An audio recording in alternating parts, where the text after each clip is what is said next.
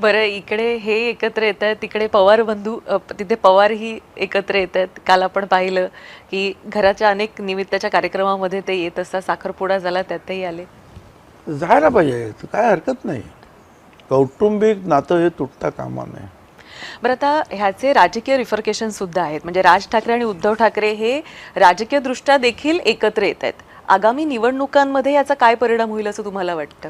हे बघ, महानगरपालिका, मुंबई महानगर विशेषतः जे आहे ना, सगळं लक्ष मुंबई महानगरपालिकेवर केंद्रित दिसतंय मला. आणि या मुंबई महानगरपालिकेच्या निवडणुकीमध्ये एकटे उद्धव ठाकरे जर लढले तर काय फायदा होईल, एकटे राज लढले तर काय फायदा होईल. त्यापेक्षा निश्चितपणे जास्त फायदा दोघे एकत्र येऊन लढले तर होणारच. तो त्यांना होईल. परंतु सत्ता शेवटी महायुतीचीच येणार. तुम्ही म्हणता त्यांना फायदा होईल, मात्र सत्ता महायुतीची येणार. हे समीकरण जरा समजावून सांगा. म्हणजे मी सांगतो, यश अधिक मिळेल पण सत्ता महायुतीची येणार. त्या पद्धतीनं महायुतीचं काम सुरू झालेलं आहे. हो, हे काय अजून त्यांचं पहिल्यापासून.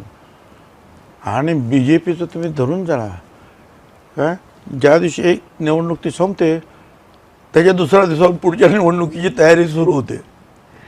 त्याच्यामुळे सगळं तयार आहे. आपण जे जवळून जे पाहतोय काम, आणि त्याचे अनेक दुसरे पण फॅक्टर्स आहेत. अगदीच खरं सांगायचं तर आज मुंबई शहरामध्ये इतर भाषिक फार मोठ्या प्रमाणावर आहे. आणि त्यांचा ओढा जो आहे हा निश्चितपणे BJPकडे किंवा त्यांच्याकडे आहेत. अलीकडच्या ह्या सगळ्यामध्ये तुम्हाला सगळी कल्पना आहे.